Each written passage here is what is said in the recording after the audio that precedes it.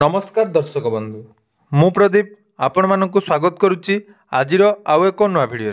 तो आपण मैंने जानिथिबे जहाँकि राज्य सरकार तरफ वर्तमान कालिया योजनार जो पूर्वतम किस्ती मिलूला जो मैंने भी कालिया योजन टंका पाउथिले सेमानंकर कालिया योजन आउ टंका प्रदान करा जिवो नहीं। तो सरकार कालिया योजनार नाम परिवर्तन करी सीएम किसान योजना लागू करिया पई जाउचंती। तो एने पूरा गाइडलाइन आसी जाइए जे सीएम किसान योजन कौ मानक टंका मिलिबो एवं से योजना माध्यम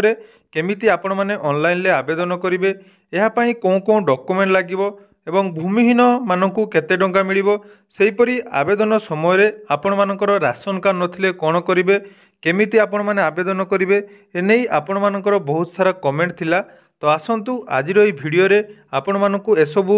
विषय संपूर्ण डिटेल्स बतईदेवी जे आपण माने केमिति सीएम किसान लो आवेदन जहाँकि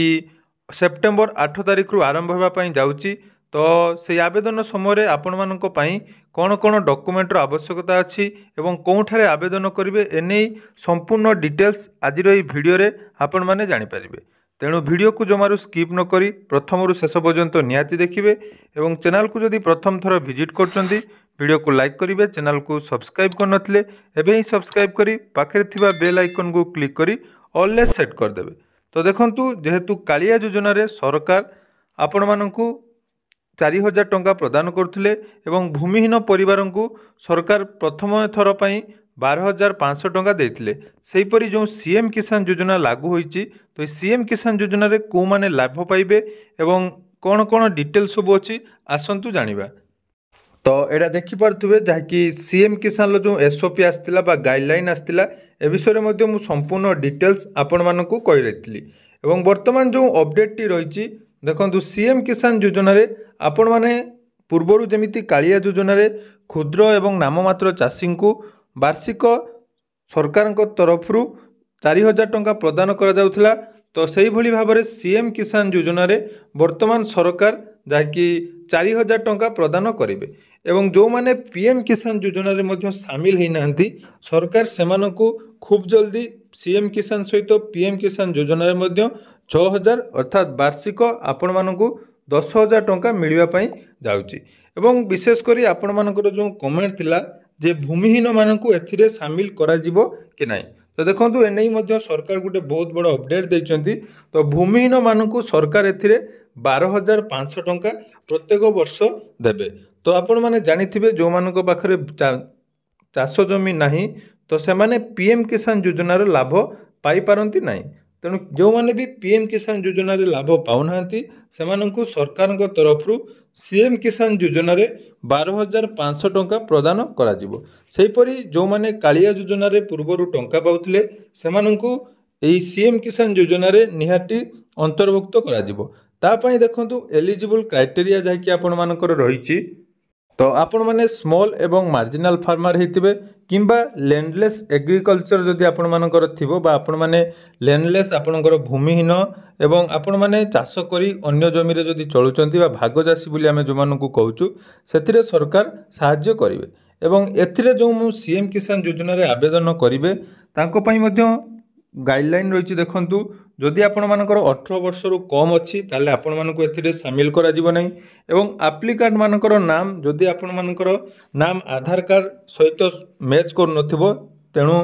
आवेदन समय एथिप्रति आपण माने ध्यान देवा दरकार। जदि आपण मानकर आधार कार्ड नाम सहित आपण मानकर नाम मैच न करिवो तो केवाईसी समय आपण मानकु सेथिरे रिजेक्ट कर दिया जिवो एवं आपण माने जदि मीडियम एवं लार्ज फार्मर थिबे ताले आपण मानकु एठारे शामिल करा जिवो नाही एवं multiple member from one family गोटे परिवार रे एक रु अधिक आवेदन करथिले सेमानकर जहाँकि रिजेक्ट हो जिवो। आ देखंतु जदि आपण मानकर फैमिली रे कोनोसी भी मेंबर इनकम टैक्स बा गवर्नमेंट रो कोनोसी एम्प्लॉय थिबे ताहले तांकु मध्य एठारु बाद करा जिवो। तापरे देखंतु डेथ केस अर्थात कोनोसी फार्मरकर मृत्यु होइतिले तांकु मध्य जदि आवेदन तांको नारे किए करिथिबो ताहले तांको एथिरु बात करा जिवो। एपरि देखि पारथुबे पूरा संपूर्ण डिटेल्स आउ गुटे सबुठु बड़ अपडेट जदि आपण मानक पाखरे राशन कार्ड नाही ताहले आपण माने एथिरु वंचित हेबे। तो एइटा गुटे सरकार तरफ नुआ नियम करा जायछि। तो राशन कार्ड जो मानक पाखरे अछि से माने केवल यार लाभ नहीं पारिबे। आउ देखंतु गवर्नमेंट एठारे जो डिसीजन नैचंती एथिरे आपण मानकर पीएम किसान पोर्टाल एवं सीएम किसान पोर्टाल को जाकि मर्ज करा जाई दुईटी डिफरेंट लैंड डिटेल्स बा केवाईसी एनपीसीआई सीडिंग स्टेटस इत्यादि एलिजिबल बेनिफिशियरी मानकर ऑटोमेटिकली जाकि शेयर हो अर्थात जो मैंने पीएम किसान जो डिटेल्स देते से सीएम किसान ले एंटर करा आउ देखंतु एथिरे तो पूरा बेनिफिट कथा देखिले एबे देखंतु डॉक्यूमेंट कौन कौन आवश्यकता रही तो डॉक्यूमेंट प्रथम डॉक्यूमेंट पर कॉपी ऑफ आधार कार्ड तापर कॉपी ऑफ राशन कार्ड जो मान रही राशन कार्ड दरकार तापर copy of fast page of bank passbook आपण माने जो बैंक रे पाइबा पई चाहउचंती से बैंक रो बैंक पासबुक आउ copy of land records for small farmer and marginal farmer तो जदि आपण मानकर लैंडलेस आपण माने रहिचंती ताले आपण मानकु जॉब कार्ड दवा पई पड़िबो एबे देखंतु कोन कोन प्रोसेस रहिछि आवेदन करिवा पई प्रथम प्रोसेस देखंतु मैंडेटरी एक्टिविटी जहाँकि एटा सर्वप्रथम आपण मानकु करिया पई पड़िबो प्रथम रहिछि registration and land record updation in कृषक पोर्टाल तो जानिथिबे मो कृषक पोर्टाल ले जदि कौनसी भी फार्मर आवेदन बा रजिस्ट्रेशन करना सर्वप्रथम आपण मानकु मो कृषक पोर्टाल ले रजिस्ट्रेशन करिया पई पड़िबो तो सही रजिस्ट्रेशन आपण माने केमिति करिवे ताने डिटेल्स वीडियो मध्य आम चैनल ले पाई परिबे जाकि मु डिस्क्रिप्शन ले दे देबी तेनु रजिस्ट्रेशन प्रथम आपण मानकु मो कृषक पोर्टाल ले करिया पई पड़िबो एवं linkage of Aadhaar number with bank account तो जहाँकि आपनकर बैंक अकाउंट सहित आधार लिंक थिबा दरकार कारण जेहेतु डीबीटी माध्यम रे आपण मानकर टंका प्रदान करा जाय तेणु आपण मानकु जहाँकि आधार कार्ड सहित बैंक पासबुक लिंक करवा दरकार ता छड़ा जदि आपण माने पोस्ट ऑफिस रे आईपीबीबी अकाउंट मध्यम खोली पारिबे जोंथरे आपण मानकर डीबीटी एक्टिव हेई पारिबो आ गुटे रखंतु रहिछि ownership of unique mobile number for registration under CM Kisan एवं पीएम किसान अर्थात सीएम किसान एवं पीएम किसान लो आवेदन समय आपण मानकर मोबाइल नंबर टी जहाँकि सेम थिबा दरकार दुईटी पोर्टाल ले आपण मानकर सेम मोबाइल नंबर आवेदन करेंगे तापर देखो रजिस्ट्रेशन केमिति होबो ना सरकार तरफ सीएम किसान योजना रे वन टाइम रजिस्ट्रेशन करने पड़ो तो ये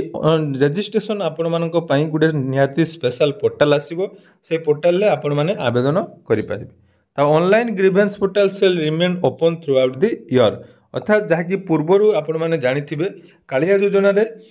थोड़े आवेदन पर आउ से साइट टी बंद हो जाउथिला किंतु सरकार वर्तमान जाकि कहचंती आपण माने ग्रीवेंस वर्षर जेकोसी समय देई पारिबे तो आवेदन समय आपण मानकर सीएम किसान पोर्टाल ले समस्त फार्मर मानकर आधार नंबर एवं निजर मोबाइल नंबर दे केवाईसी करिया पई पड़िबो एवं वन टाइम ओटीपी आपण मानकु देई आपण माने एठारे रजिस्ट्रेशन करि पारिबे पूरा डिटेल्स देखंतु एई भली सब प्रोसेस रहिछि एवं आपण मानकर आवेदन हला परे देखंतु आपण मानकर जो वेरिफिकेशन होबो एनएफएसए अर्थात आपण मानकर राशन कार्ड बेसिस रे आपण मानकर वेरीफाई करा जिवो एबे देखंतु फील्ड वेरिफिकेशन लो मध्य रहिछि अर्थात सरकार जो माने भी आवेदन करिवे सेमानकर प्रथमे जीपी लेवल ब्लॉक एवं डिस्ट्रिक्ट लेवल अथॉरिटी को द्वारा जाकि कलेक्टर समस्त एप्लिकेशन रिसीव करेंगे एवं समस्त वेरिफिकेशन हम तो आपंकर लैंड वेरिफिकेशन जहाँकि कृषक ओडिशा पोर्टाल डाटाबेस हिसाब से हम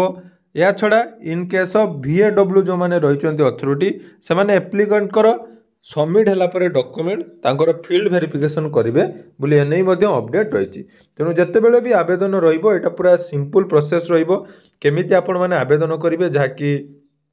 8-9-24 तारीख ठारू अर्थात 8 सेप्टेम्बर ठारू आरंभ हो तेणु जो मानकर एपर्यंत डॉक्यूमेंट रेडी ना देखो पूरा डिटेल्स अपडेट करदेली आपण मानकर कौन कौन डॉक्यूमेंट आवश्यक तेणु समस्ते डॉक्यूमेंट रेडी कर रखु जिते बड़े भी आवेदन हम मुझे पूरा डिटेल्स वीडियो आनीदेवी जहाँकि निजे घरे बसी आपण मैंने एने आवेदन करेंगे तेणु यह आज छोट अपडेट आशा करुच्ची भिडटी आपण मानक निहाती भल लगी तो वीडियो भल लगी चैनल को सब्सक्राइब करेंगे और आपण मैंने कौन कौन डिस्ट्रिक्ट वीडियो देखुं निहाती कमेंट सेक्शन में लिखिए धन्यवाद।